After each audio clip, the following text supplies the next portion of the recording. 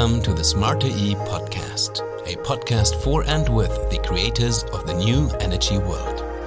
Welcome back to another episode of the Smarter E podcast. The expansion of renewable energies in the electricity sector is progressing worldwide. However, according to a report by the International Network for Renewable Energies of the 21st Century, short REN21, little progress is being made in the heat and transport sectors. Hence, in this episode, I want to talk to REN21 CEO Rana Adib about why, if you look at the numbers, the worldwide energy turnaround effectively only seems to be an electricity turnaround.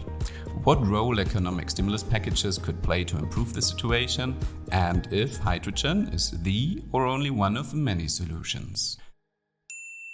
Before we start, however, a quick shout out to our partner for this episode, Centrica Energy Trading, one of Europe's leading providers of power purchase agreements and route-to-market solutions for renewable energy asset owners. Centrica trades and delivers energy. The company provides their clients with the best route-to-market services available to the market today by integrating sophisticated software, structuring and trading to optimize exposures all the way from long-term risk management down to physical trading seconds before delivery. Hi Rana, welcome to the Smarter E. Yeah, thank you, Zakis, and thanks for the invitation to be on the podcast. So, Rana, you're the executive director of REN21, a global public-private multi-stakeholder network on renewable energies headquartered at the United Nations Environment Programme in Paris. Before you've worked in private industry and applied research to continuously advance sustainable development and address climate change, now you've spent a lot of time with your team, I guess, crunching numbers for this report, and I'm very much looking forward to hear what your insights are. Let's start maybe with looking at the demand for energy. It's still growing worldwide. When do you think could a turnaround be expected? Basically, from REN21 side, we do not make projections. We're reporting on the status. However, the reality is when we're looking at the energy demand, there is no decline which is foreseeable. And this is very much linked to the fact that, especially in non-OECD countries, very much driven by Asian countries and also Africa, the energy demand is still rising. And this is linked to an increasing demand, especially in the industry sector, but also in transport.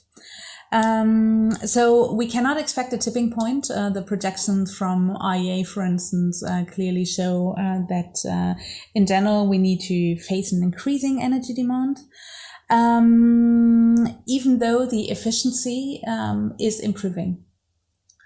Now, what does this mean to improve the situation and really take this into account?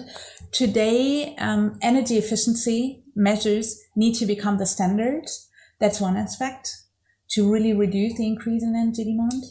The other aspect is to clearly build any new energy infrastructure building on renewable energy, so that we are, even though there is an increasing energy demand, able to address climate change. Before we come to the latter part of your answer, maybe let's start with the first one, and that is the increase. What would have to happen for this growing number to either halt or even go back? So it is very clear that it needs to go back, and especially in OECD countries, we need to increase basically energy efficiency measures to bring the demand down. So in the transport sector, this means like moving to a more efficient solution, electrification of the sectors, developing public transportation, etc., as an example. It means in the heating sector, so especially in the building sector, to clearly retrofit existing buildings to reduce their energy demand, increase insulation, I think it's. But clearly have building codes, energy building codes or net zero emission building codes for any new buildings which are being set. And that is something where we're really not on track. So this is one aspect. The other aspect is obviously for new energy infrastructure, new infrastructure in general, to have the codes and norms which are set to be as efficient as possible. So again, net zero standards. But the other aspect is also that the energy which is provided needs to be renewable based. because that's the only possibility to ensure that we have resilient energy infrastructure, but also basically infrastructure with low emissions. We'll talk a little bit about the renewable energies later on, but I want to touch upon something you mentioned. You already spoke about insulation and reducing heat waste. So in the report, you criticize that the energy turnaround is mainly an electricity turnaround. What's the reason for this? Why is there so little being achieved in regards to heat or transport? So basically what we do see is, and this is very much so, it's not right away the energy turnaround, but it is really about the development of renewable energy. When we are looking into the renewable energy developments, what we do see is that there has been a continuous increase and success stories in the renewable sector. From 2013 to 2018, there was a growth of 21.5%. Compared, for instance, to 5.7% on the exact same period on fossil fuel and nuclear. The reality is, however, that when we're looking into the different sectors, in the power sector, we have a share of renewable energy of 26.4%. And this is where the main successes are happening, very much driven by wind, by solar PV, by reduced cost of renewable electricity. The challenging part, however, is that the power sector only represents 17% of the energy demand in general. Over 80% of the energy demand appears in buildings and industry for heating and cooling, and in transport. Over 80%. And in the heating and cooling sector, the renewable share is of a bit more than 10%, and in transport even of only 3%. So this really shows that we need to move from a power transition to an energy transition. And I think there is still often shortcut that power is considered to be put at an equal stage as energy, but it is different. So this is one aspect. Why are we in this situation? This is really a consequence of policy attention. So in the power sector, there has been continuous policy attention with targets, with policies and regulatory frameworks that have, with industrial development policies too, to build up basically a renewable sector in this field, to create the right market conditions, and as a result also have innovation, technology innovation, market developments, cost reductions. When we're looking into the heating and the transport sector, there has been very little policy attention from governments to really replicate the success story, I guess, from the power sector. So the numbers you mentioned are really staggering. I guess then we need clearer regulations on the part of politicians. In your eyes, how should they look like? What could they look like in concrete terms? So it is very clear that targets are very important because they tell us in what direction to go. And these need to be targets which are energy targets, but then also translated into sectoral targets. So when I'm speaking about sectors, it's like for the building sector, for the industrial sector, for the transport sector, for the health sector, etc. This is one aspect. The other aspect is, however, that targets are not enough and that it comes down to how these regulatory frameworks are being implemented and also how the regulation is then basically operationalized. We see that, for instance, countries which have favorable regulatory conditions still don't manage to translate this into capacities which are built up on the renewable energy side, because the implementation of the regulation is administratively very complicated. So that's one aspect. Another aspect is, however, when we're talking about energy, we're talking about energy infrastructure too. When we're talking about transport, we're talking about transport infrastructure. These are long-term planning or are sectors that require long-term planning. And here it is very clear that what needs to happen is a strong integrated approach to planning. So energy is still very often planned isolated from other infrastructure. And what needs to happen now, and it's really fundamental that we move there, is a more integrated approach from the energy demand and the energy supply. All right, so you've mentioned some of the challenges that are to be overcome. Do you think that if you look at the successes that have been achieved in the power sector already, that politicians and administration and other stakeholders can just copy-paste some of the approaches and apply them in the transport and heat sector, and thus maybe accelerate the progress?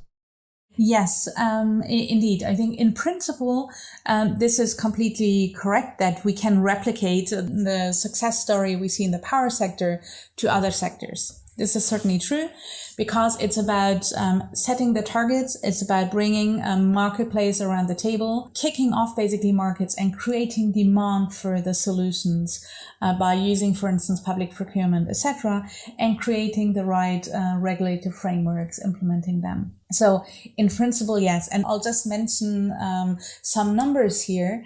143 countries have power regulatory policies. 143. This has been in continuous growth. We have been tracking data since 2004. So this is in 2019. Only 70 countries have transferred and regulated policies. Only 23 countries have heating and cooling regulated policies to basically support renewable energy in these sectors. So we already see that by having the policies and the targets, we can make a major shift to creating the right, kicking off the success story in other sectors. The other aspect is, however, and this is where basically the transport and the heating and cooling sector are representing another challenge. These sectors are highly dependent on fossil fuel. And fossil fuel is still very much subsidized in many countries. So believe it or not, but even in 2020, it's highly subsidized. And I think it was the latest numbers were around $500 billion per year. Just in a comparison to more or less 200 billion, not even 200 billion of investment in renewable power and fuel. So this obviously showed that in these sectors, it is fundamental to reduce basically the subsidies for fossil fuel, but also have a conscious decision from government. So we need policy leadership here to move out of the fossil fuel dependence and shift from a fossil fuel based energy to a renewable based energy and an efficient energy. What is also important here is that we need to accompany players in these sectors to make the transition happen. So on the energy consuming side. And this is something which is quite different from the power sector. The approach and the solutions need to bring other types of players around the table. So not only the energy supply players, so the energy players, but also the consuming players, whether the industry, whether it is basically the building sector, whether it is the citizens, fleet operators, etc. So this is different. And the other aspect which is different, we need a much more systems approach here. You need to couple energy demand and supply. And the thinking and also the solutions will be moving more to net zero emissions. So everything which is climate policies has a major impact on driving integrated approaches in these sectors. Wow, so there's been quite a lot in your answer. We've like the stark contrast between the numbers. That's really staggering to hear the difference in regulations regarding power and then the little amount of countries who have fitting regulations in regards to heat or transport.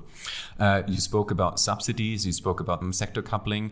I would like to tap into the subsidies. How do you assess the current economic stimulus packages, for example, those of the German government and the EU Commission? Do you think that those could be sort of subsidies then for the renewable power sector or for the renewable energies, and even out the existing subsidies, for example, for fossil fuels? So to be honest, the economic stimulus packages are a major opportunity because a lot of money will be invested. The reality is that we need to have critical choices today is to invest them in something and sectors and solutions that also address sustainable development and climate change. So this is basically, it seems a no-brainer that the investment is going into efficiency, is going in renewables, and it's going into, in general, low carbon investments. It's also a no-brainer because these investments do create jobs, and the job rate compared, for instance, to fossil fuel is higher. So I think this is something which is very important when we're looking in the heating sector. So the building sector, for instance, these are also local jobs. So I think this is something which is very important to keep in mind when we're speaking about the economic stimulus packages.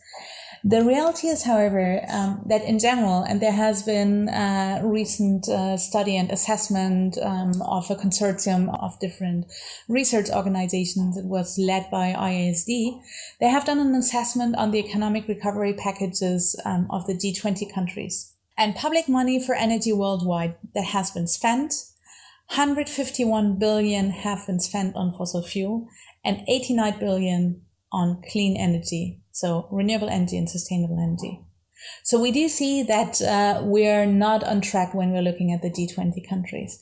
Now coming, however, to Europe and also the German economic recovery, especially in Europe, there has been a lot of work, and it was basically already prepared with the Green New Deal before we had COVID and the economic recovery, to have a clear and ambitious target on climate, which is being translated into sectoral targets and collaboration with these sectors to also define how to get there. So I think this is something which is interesting because there is quite an integrated approach. It is climate, it is energy, and then you have the different energy sectors. So there's been a lot of talk, of course, like how our carbon footprint has been going down during Corona crisis. Do you think that's a little bit overhyped, or will it actually save us time? It's not going to save us time at all, because the reality is that, the lockdown has led to reductions in energy demand and for 2020 in CO2 emissions. The reality, however, is that it's not because of what is happening during 2020 and COVID that we are going to address structural challenges which are existing. And the reality is today that even though we have great growth rates in terms of renewable energy, that efficiency is improving in OECD countries, energy demand is rising. This is one aspect that's important to take into account. And the reality is also that the share of renewable energy, or the level of renewable energy, is quite at a low level compared to the already existing infrastructure. When we're looking into new infrastructure, renewable energy investment represents 75% compared to investment in fossil fuel and nuclear. When we're looking at the existing infrastructure, renewable energy, and I'm sorry, I don't have the exact number in mind, but renewable energy presents, if I'm not mistaken, around 20% only.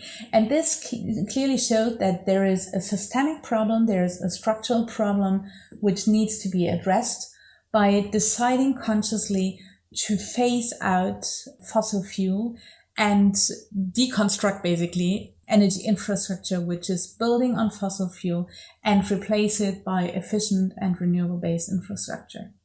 And this needs to be driven with political leadership, with market leadership, market players leadership, and obviously the right targets and policy and regulator frameworks are key for doing that. Those are the challenges we need to address. Earlier on, you already mentioned some of the positive developments and the massive expansion of renewables in recent years. Which regions or countries stick out particularly here? So the regional developments in the past have clearly been driven by China very much in terms of investment and capacities, in terms of renewable energy investment and renewable energy capacities. There are other leading countries like the United States, for instance. And this is, I think, really interesting, especially in the current times, to state, because it also shows that it's not only national governments, but also subnational governments that can create the right policy and regulatory frameworks to develop markets. So interestingly, Texas is, wind development in Texas is a major job creator, for instance. So quite interesting, especially in these times. When we're looking today into countries that have really made major announcements, I think the European Union with a Green New Deal is really a leader and is also showing a pathway with regard to this.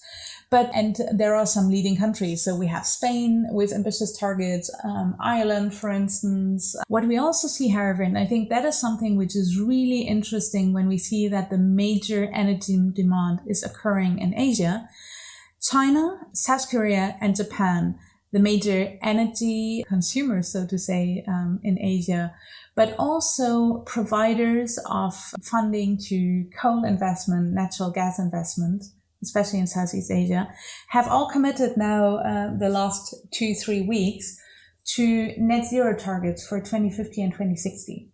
And this is something which is really a major opportunity.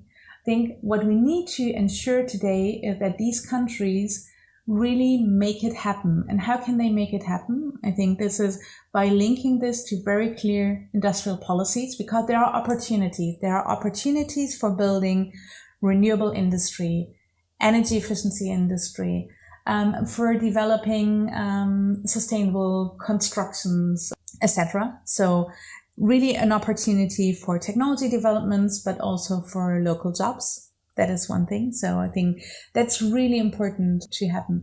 And the other aspect is that they will get there if they basically bridge demand and supply. So creating the market acceptance, that's one aspect, but also creating citizens' acceptance. Let's touch upon a topic for the end of our session today that's been attracting quite some attention in 2020, at least in my eyes, and that's hydrogen. I think it hasn't been talked about a lot before, because I guess there was a lot of focus in the press, at least, of course, on lithium-ion batteries and mainly private transport. But now, with looking at the importance of the heat sector, the industrial sector, and the turnaround there, I guess there's more attention to hydrogen. Is it the solution for the energy system transformation, or is it a solution? What's your take on it? I think it is a solution for some very specific sectors. There are some sectors which are difficult to decarbonize because they require high temperature heat. So we're talking about, especially in the industrial sector. So for instance, steel, cement, etc. And hydrogen can be really important here. It can be a major solution. There are other sectors difficult to decarbonize. When we're looking into the transport sector, road transportation today, with the developments on e-mobility, the developments of electricity-based road transport, public transport, etc., is basically a no-brainer because it's also the most efficient engine. So I think a ban here on the combustion engine is automatically going to move the road transport sector to an electrified transportation. When we're looking, however, at shipping, at long-haul lorries, at aviation, hydrogen and hydrogen-based fuels, so synthetic fuels, is clearly a solution. I think what is very important to keep in mind is when we're speaking about hydrogen, this hydrogen needs to be renewable based. And this means that the renewable base means renewable electricity based plus electrolyzers. Today, we're in a situation where I think only 1% or not even 1% of the hydrogen is renewable based hydrogen. And if we want to get to renewable-based hydrogen, it means that from now on, we need to increase significantly and exponentially the capacities we're building up on renewable electricity. This means wind, this means solar PV, it means CSP. So this is something which is important. So on the hydrogen topic, we can say hydrogen is a solution for some sector. Hydrogen has an advantage that it allows for transporting energy from one place where you might have lots of potential to produce renewable electricity to other places where, for instance, you don't have the space. This is an advantage. But it's also important to keep in mind that hydrogen is basically, when you're thinking about a building, hydrogen is the roof and the foundations is the renewable electricity to this. And we cannot reach the hydrogen targets if we don't build up the electricity capacities today. That's actually quite a nice metaphor to end with. Thank you. That's a striking image, one that I'll keep in mind. Thanks for joining us today, Rana. So I think my biggest takeaways are really, and you stressed it a lot, is the focus on infrastructure, creating the infrastructure to support the turnaround, not only in the power sector, but also in the heating and in the transport sector. You also said that there is some major catching up to do in regards to regulation. It was a staggering number, the differences in the countries having a regulation for the power sector versus the little amount of countries having fitting regulations for the heat or transport sector. And it's also quite interesting that hydrogen will play a role. I think this is not the last episode we will focus on it. We've already had in a previous episode the rise of, for example, the Middle East regions and Northern Africa in that regard, but I think we will keep that in mind for the coming episodes as well. Thanks for joining us, Rana, and bringing these brilliant numbers. Yeah, thanks a lot for inviting me. It was really a pleasure to share this moment with you. And I really invite everybody to visit our website, find out more data here, but also the narrative and understanding and how you can also contribute to drive this change. Stay tuned for more episodes of the Smarter E podcast. Everything about the energy transition can be found on Empower Europe, the international exhibition for energy management and integrated energy solutions from June 9th to 11th, 2021 in Munich. Besides the exhibition, Empower also offers a conference, forum, workshops and much more. Information is available online at em-power.eu.